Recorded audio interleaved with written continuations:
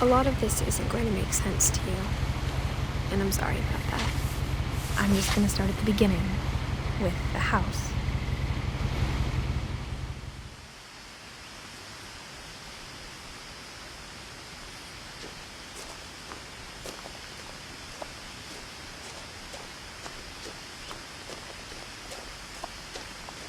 I lived here until I was 11, but I wasn't allowed inside half the rooms.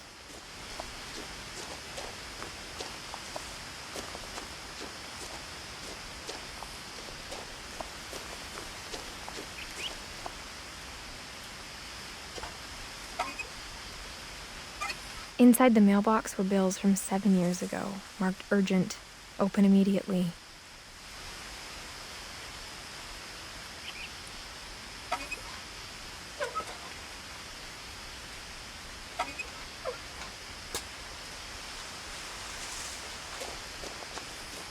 I hadn't been back since my brother Lewis's funeral.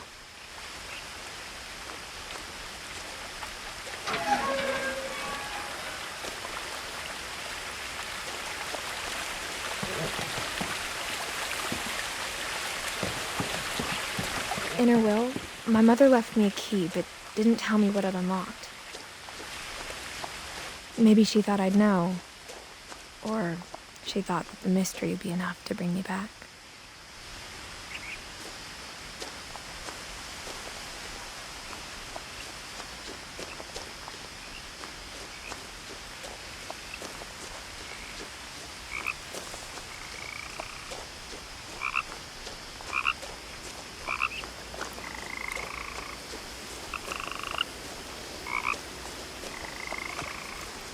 The truth is, even after I inherited the house, I never thought I'd come back to it. But now I had questions about my family that only the house knew the answers to.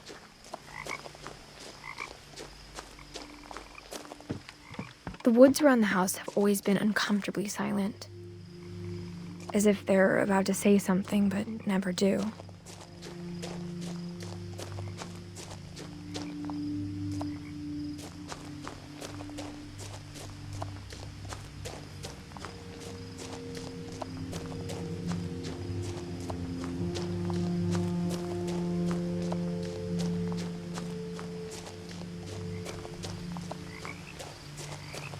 The house was exactly like I remembered it, the way I'd been dreaming about it.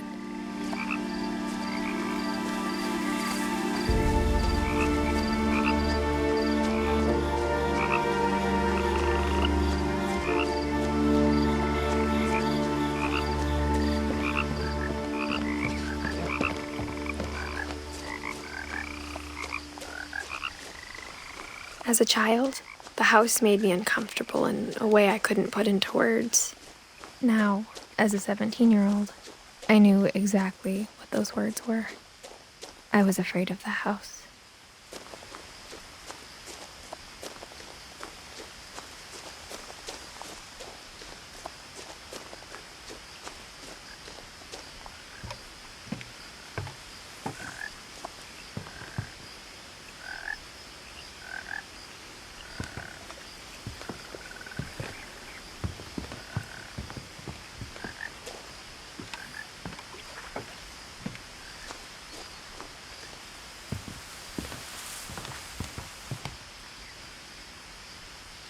I hoped the key might unlock the front door.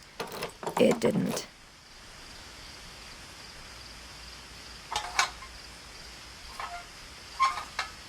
Looking in, I felt like the house itself had been waiting for me.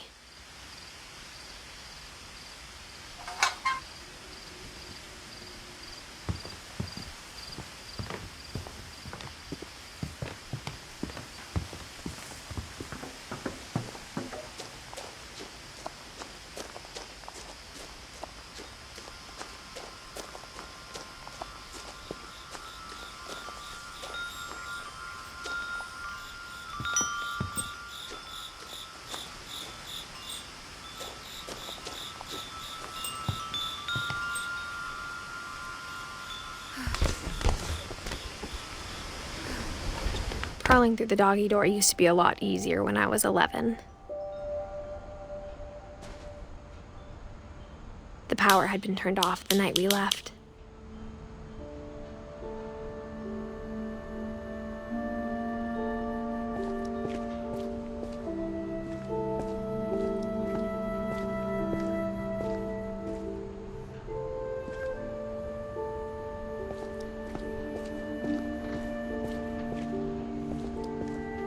For the first time in years,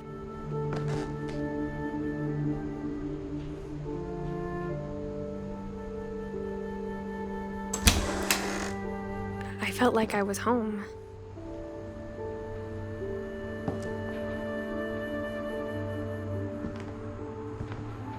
But instead of a family, there were just memories of one.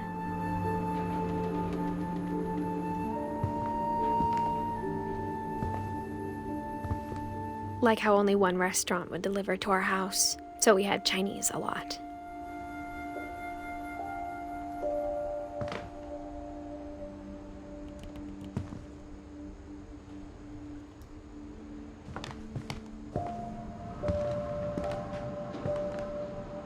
Or how after Louis started working at the cannery, we all got sick of eating salmon. Except our cat, Molly.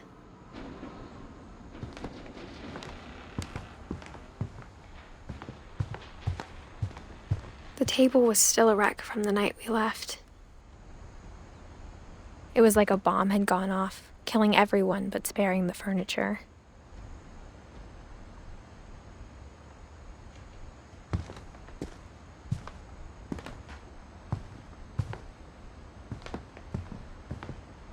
My mom was the only one of us who could imagine Great-Grandma Edie living in a nursing home.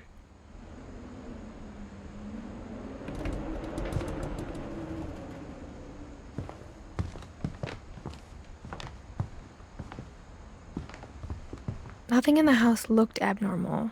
There was just too much of it, like a smile with too many teeth.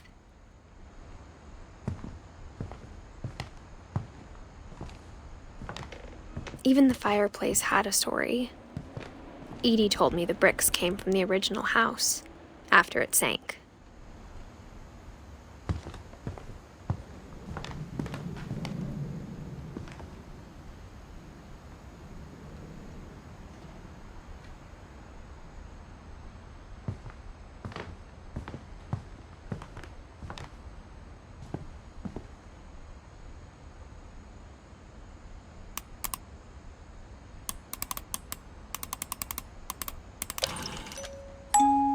Great-Grandpa Sven built a music box for Barbara, along with the rest of the house.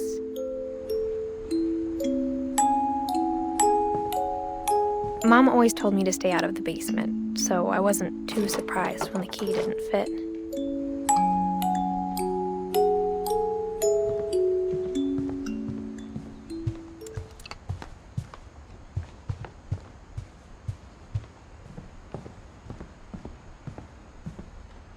My mom wasn't much of an optimist, but she never stopped believing that my brother Milton was alive. A lot of things got left behind in the whirlwind of that last night.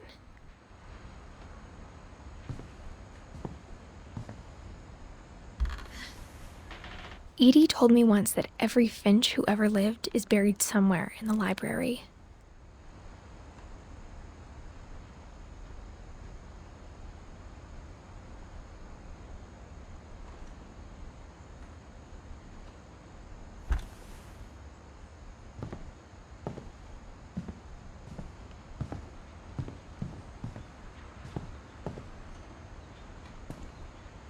After Milton disappeared, Mom sealed up all the bedrooms. Then Edie retaliated and drilled peepholes.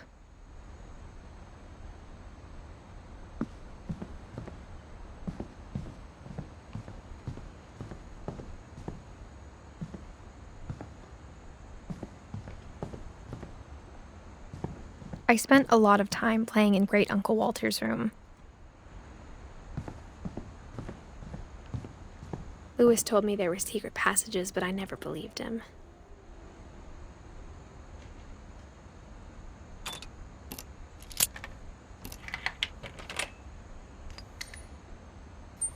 Turns out, my mom was really good at keeping secrets.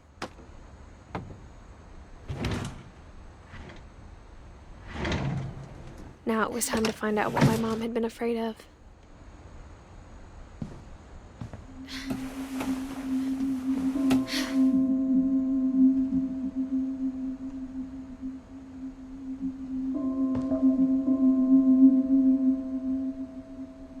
From the paintings on the wall, it was clear my brother Milton had been here before me.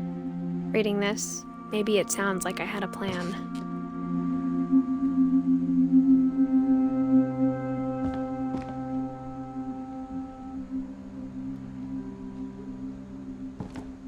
But I had no idea what was behind that door.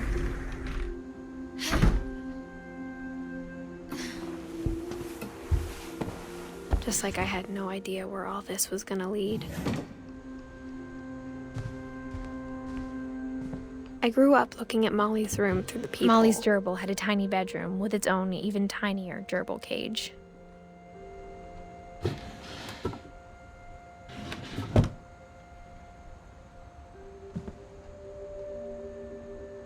Being inside for the first time, I felt like I'd stepped behind a painting.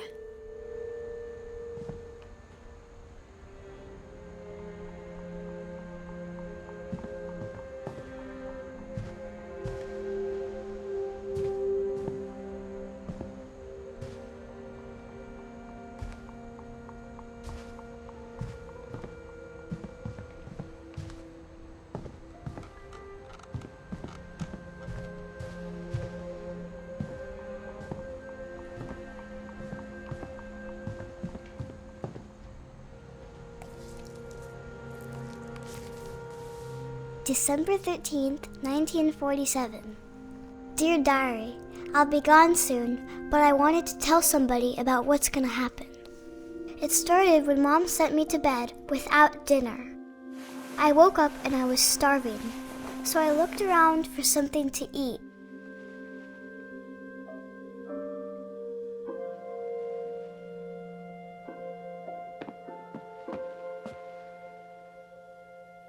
The gerbil food was dry, but I didn't mind it.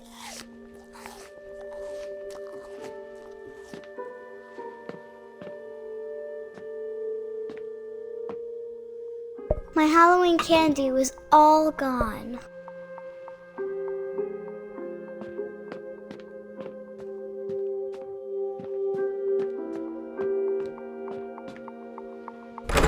Mom, can I come out now? Sweetheart, it's late. Go to sleep.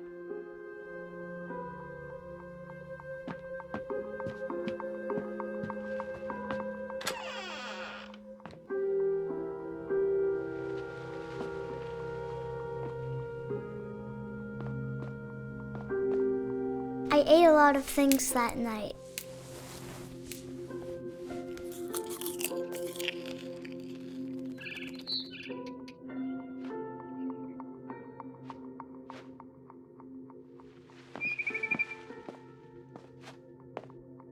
Then I heard chirping outside my window.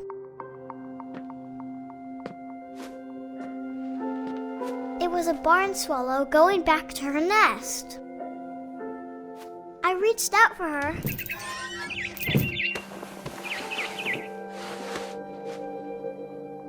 And suddenly, I was a cat.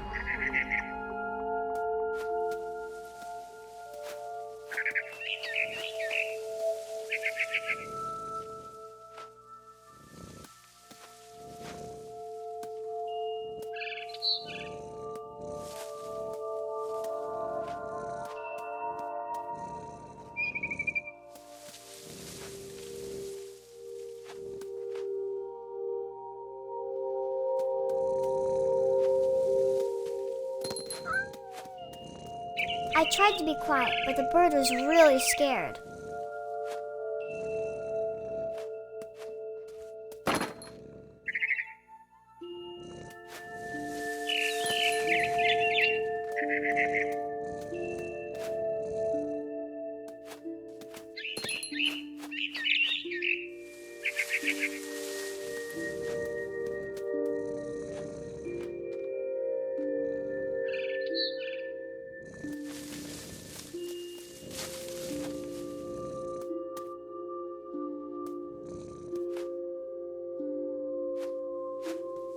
Mom and Dad didn't even look at me.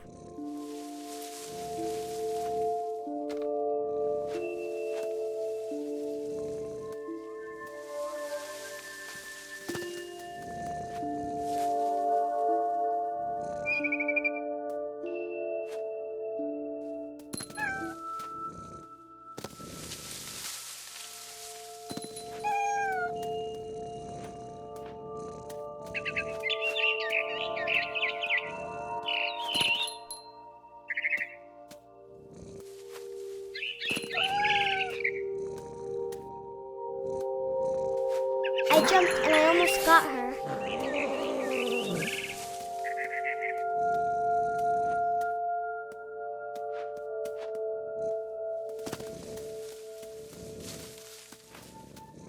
I could tell she was getting really tired.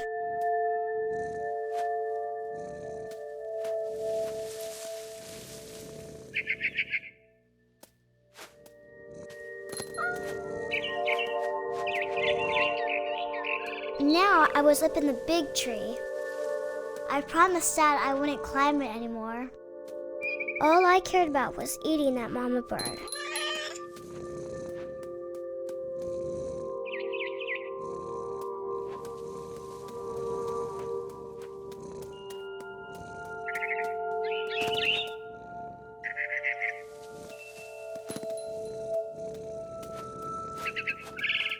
I gobbled her up.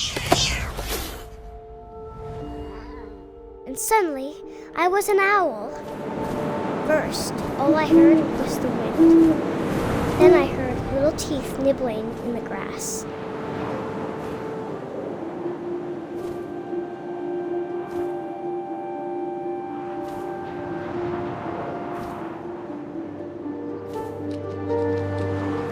Rabbits.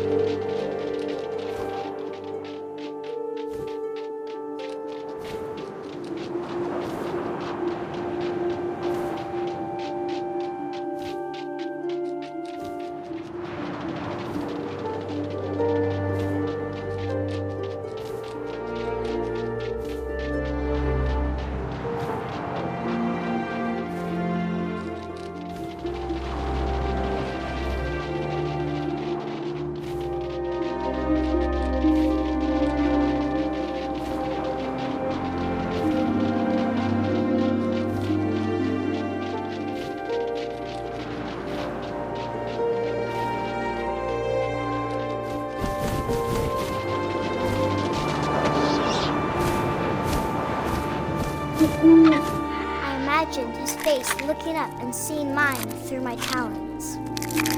I swallowed him up, and I didn't chew one bit. Then I flew off to find something bigger.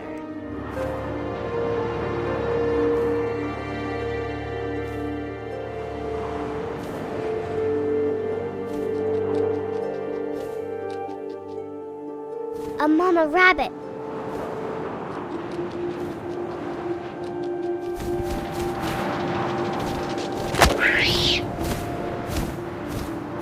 She was almost too big to carry. I started choking, but I couldn't stop eating. And suddenly, I was a shark.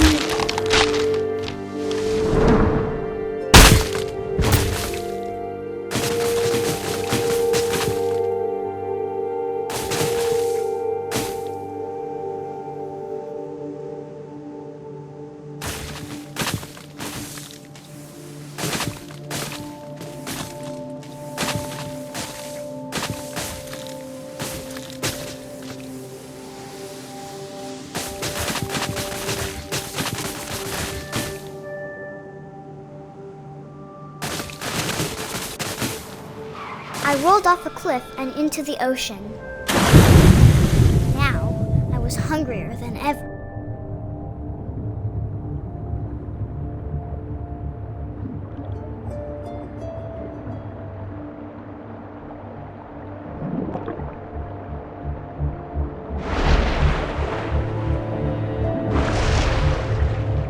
I wanted fat, juicy seals.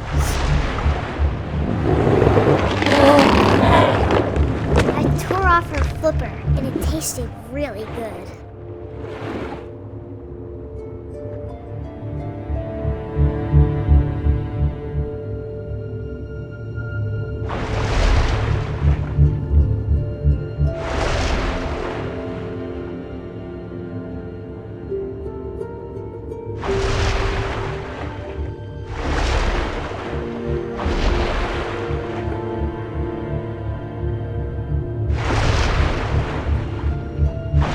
Grabbed on tight, but I was so hungry, I jumped out of the water.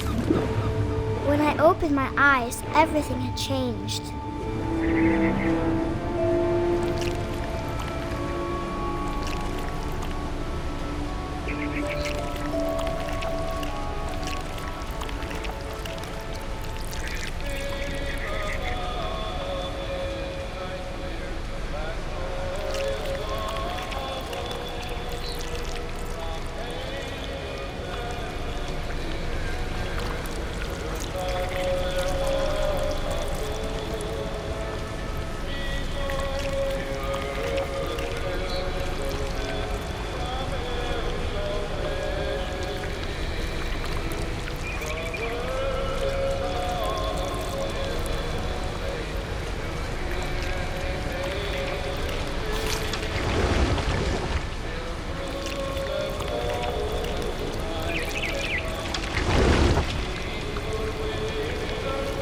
Now I was a monster, and I smelled people everywhere.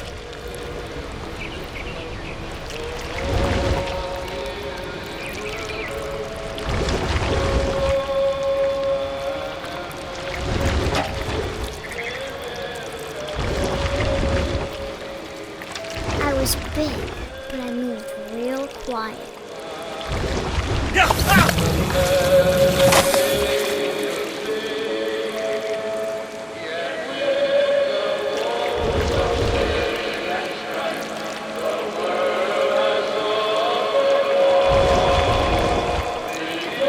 I wanted to stop, but also I didn't.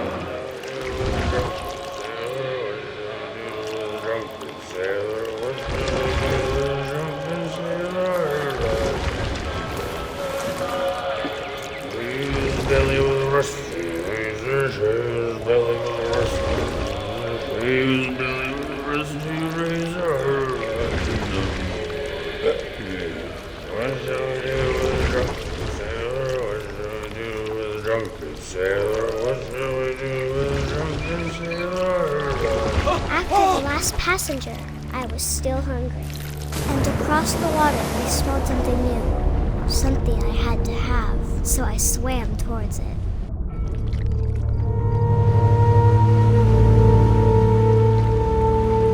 I slithered onto the sand, and the good smell went into an old pipe.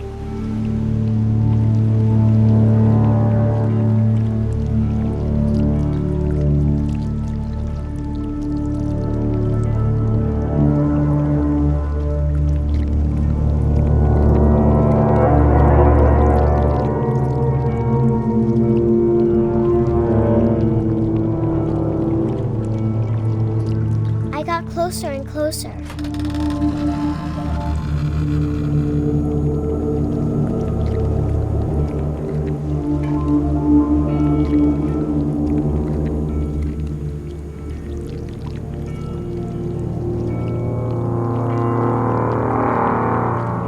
All of my stomach started growling. And suddenly, I was me again. I held my breath for a long time, but I couldn't hear anything. I think it's waiting for me to fall asleep. But it's not going to wait much longer. It needs to feed, and we both know I will be delicious.